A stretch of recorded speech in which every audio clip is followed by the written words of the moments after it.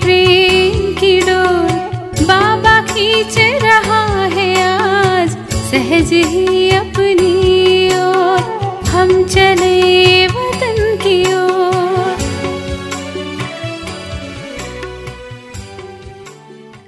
ஓம் சாந்தி.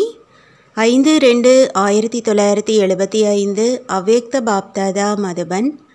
வாணியின் தலைப்பு தூய்மை பிரத்யக்ஷதாவின் முன்னோடி மற்றும் தனித்தன்மையின் பர்சனாலிட்டியின் பிறப்பிடமாகும். இன்று பாபா அனைத்து தேவர்களுக்கும் தேவரான, அனைத்து ராஜாக்களுக்கும் ராஜாவாக ஆக்கக்கூடிய படைப்பவரின் படைப்பு, அதாவது உயர்ந்த ஆத்மாக்களின் உயர்ந்த பாக்கியத்தை பார்த்து மகிழ்ச்சி அடைந்து கொண்டிருக்கிறார். உயர்ந்ததிலும் உயர்ந்த பாபாவை விட உயர்வானவர்களாக ஆகக்கூடிய ஆத்மாக்கள் நீங்கள்.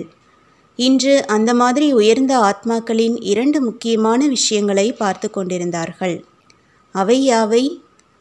ஒன்று ஆன்மீக ராயல்டி, இன்னொன்று பர்சனாலிட்டி. உயர்ந்ததிலும் உயர்ந்த தந்தையின் உயர்ந்த குழந்தையாக இருக்கும் உங்கள் எதிரில் தேவதைகள் கூட உயர்ந்தவர்கள் என்று மகிமை செய்யப்படுவதில்லை. ராஜாக்களும் காலடியில் வணங்குகிறார்கள். மேலும் அனைத்து பெயர் புகழ் பெற்ற ஆத்மாக்களும் பிச்சைக்காரனாகி ஈஸ்வரிய பிரசாதத்தை பெறுவதற்காக ஆர்வத்துடன் வரக்கூடியவர்களாக இருக்கிறார்கள் என்றால், அந்த மாதிரி அனைத்து ஆத்மாக்களின் பொறுப்பாளராக ஆகியிருக்கும் நீங்கள் அனைவரும் மாஸ்டர் ஞான வள்ளல் மற்றும் வரமளிக்கும் வள்ளல் ஆவீர்கள். அப்படியானால் அந்த மாதிரி ராயல்டி இருக்கிறதா? உண்மையிலேயே தூய்மைதான் ராயல்டி ஆகும். மேலும் தூய்மைதான் பர்சனாலிட்டி ஆகும். இப்பொழுது எவ்வளவு சதவிகிதம் தூய்மை தாரணை செய்யப்பட்டிருக்கிறது என்று தன்னைத்தானே பாருங்கள். ஒவ்வொருவரின் ராயல்டி மற்றும் பர்சனாலிட்டி மூலமாக அவர்களுடைய தூய்மையை அறிந்து கொள்ள முடிகிறது. ராயல்டி எது?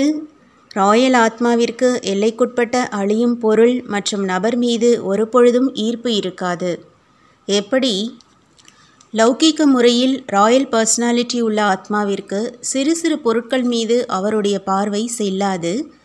யார் மூலமாக கீழே விழுந்த எந்த ஒரு பொருளை எடுத்துக்கொள்வதற்கான ஆசையும் வைக்க மாட்டார்கள்.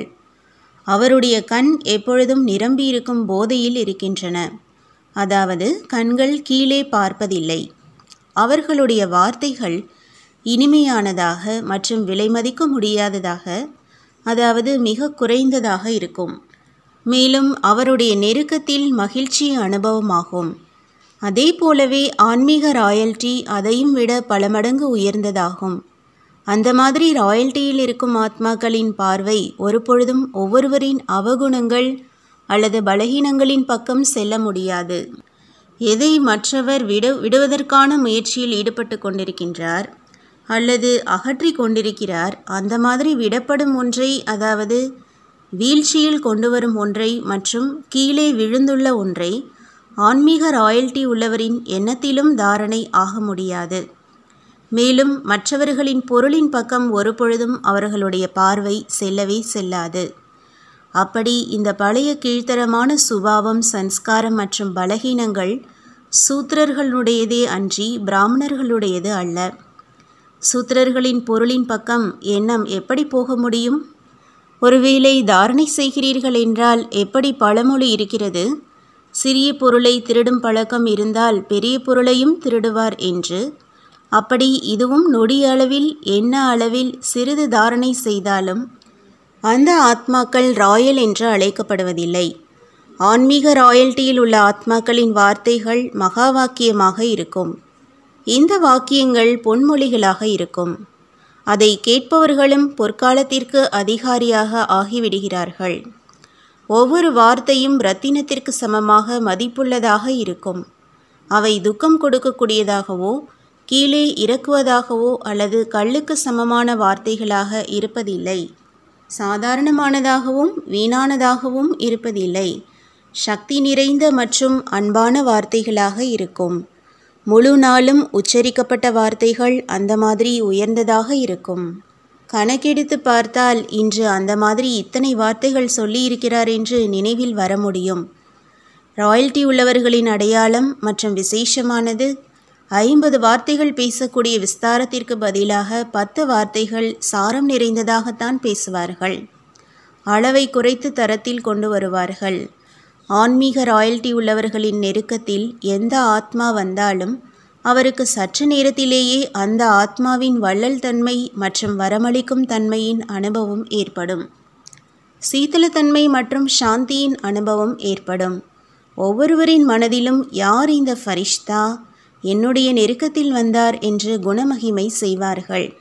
சிறிது நேரத்தில் கூட அம்மாதிரி துடித்து கொண்டிருக்கும் மற்றும் அலைந்து கொண்டிருக்கும் ஆத்மாவிற்கு வெகு காலத்து தாகம் தீர்வதற்கான சாதனம் மற்றும் புகலிடம் தென்பட ஆரம்பிக்கும். இதைத்தான் பாரஸ், தங்கத்துடன் சேர்ந்த இரும்பும் தங்கமாகிவிடும் என்று கூறுவது. அதாவது ஆன்மீக ராயல் ஆத்மாக்களின் ஆன்மீக பார்வையினால் நன்மை அடைந்துவிட வேண்டும். அந்த மாதிரி ராயல் தன்மையை அனுபவம் செய்கிறீர்களா? இப்பொழுது சேவையின் வேகம் தீவிரமாக வேண்டியது அவசியமாக இருக்கிறது. அது எப்பொழுது ஆகும் என்றால், எப்பொழுது அந்த மாதிரி ஆன்மீக ராயல் தன்மை உங்களுடைய முகத்திலிருந்து தென்படுமோ அப்பொழுதுதான். அனைத்து ஆத்மாக்களின் வேண்டுதல்களை அப்பொழுதுதான் நிறைவேற்ற முடியும். நெற்றி மூலமாக சுத்தமான ஆத்மா மற்றும் உயர்ந்த ஆத்மா என்று தென்பட வேண்டும். அதாவது அனுபவம் செய்ய முடிய வேண்டும். கண்கள் மூலமாக சகோதரன் சகோதரனின் உள் உணர்வு, அதாவது சுத்தமான உயர்ந்த உள்வுணர்வு மூலமாக சூழ்நிலையை மற்றும் அதிர்வலைகளை மாற்ற முடிய வேண்டும். அப்படி தூய்மையின் பர்சனாலிட்டி இருக்க வேண்டும். லௌகிக்க பர்சனாலிட்டி உள்ள ஆத்மா கூட தன்னுடைய பிரபாவத்தை ஏற்படுத்த முடியும் என்றால், தூய்மையின் பர்சனாலிட்டி ஆத்மாக்கள் எவ்வளவு பிரபாவத்தை ஏற்படுத்தக்கூடியதாக இருக்க வேண்டும்? சுத்தமான நினைவு மூலமாக பலமற்ற ஆத்மாக்களை சக்தி நிறைந்த சொரூபமானவர்களாக ஆக்க முடியுமா?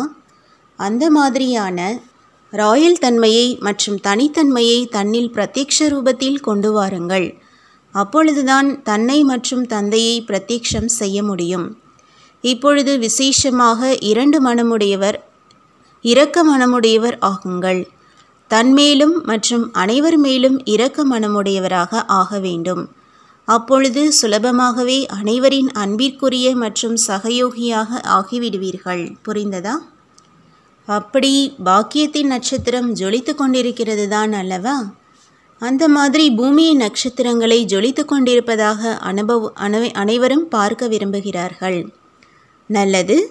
பொன்மொழிகள் மூலமாக பொற்காலத்தை கொண்டு வரக்கூடிய, அனைவர் மேலும் எப்பொழுதும் இரக்க மனமுடைய, அனைத்து குணங்களினால் நிரம்பிய, அனைத்து பிராப்தி செய்யக்கூடிய ஒரு ஆத்மாவை கூட வஞ்சிக்கப்படாது ஆக்கக்கூடிய, அப்படி எப்பொழுதும் வள்ளலாக இருப்பவருக்கு, ஆன்மீக ராயல்டி மற்றும் பர்சனாலிட்டியில் இருக்கக்கூடிய எப்பொழுதும் ஜொலித்து கொண்டிருக்கும் நட்சத்திரங்களுக்கு பாப் தாதாவின் அன்பு நினைவுகள் மற்றும் நமஸ்காரம். வரதானம்: எல்லைக்குட்பட்ட ஆசைகளை தியாகம் செய்து நல்லவராக ஆவதற்கான விதி மூலமாக அனைத்து பிராப்திகளிலும் நிரம்பியவராக ஆகுங்கள். யார் எல்லைக்குட்பட்ட ஆசைகள் வைக்கிறார்களோ அவர்களுடைய ஆசைகள் ஒருபொழுதும் முடிவுக்கு வராது. நல்லவர்களாக ஆகக்கூடியவர்களின் அனைத்து நல்ல ஆசைகளும் தானாகவே நிறைவேறிவிடுகிறது. வள்ளலின் குழந்தைகளுக்கு எதையும் கேட்பதற்கான அவசியமே இருக்காது. கேட்பதினால் எதுவும் கிடைக்காது. கேட்பது என்றால் ஆசை. எல்லைக்கப்பாற்பட்ட சேவையின் எண்ணம் எல்லைக்குட்பட்ட சேவை இல்லாமல் இருக்கிறது என்றால் அது அவசியம் நிறைவேறும். எல்லைக்கப்பாற்பட்ட சேவையின் எண்ணம் எல்லைக்குட்பட்ட ஆசை இல்லாமல் இருக்கிறது என்றால் அது அவசியம் நிறைவேறும். எனவே எல்லைக்குட்பட்ட ஆசை வைப்பதற்கு பதிலாக நல்லவராக ஆவதற்கான விதியை கடைபிடித்தீர்கள் என்றால் அனைத்து பிராப்திகளினால் நிரம்பியவராக ஆகிவிடுவீர்கள். ஸ்லோகன்: நினைவு மற்றும் சுயநலமற்ற சேவை மூலமாக மாயாவை வென்றவராவதுதான் வெற்றியாளர் ஆவதாகும். ஓம் சாந்தி. तुम बच्चों को तो सर्विस करनी है, जो बाबा कहते हैं सबको ये बताओ कि देखो तुम्हारा एम एंड ऑब्जेक्ट ये है, एक गीता है बगैर, ये राजयोग है ना बच्चे। कैसे है राजयोग? बिल्कुल सहज है कि बाप को याद करो तो ये वैसा मिलेगा तुमको। ओम शांति।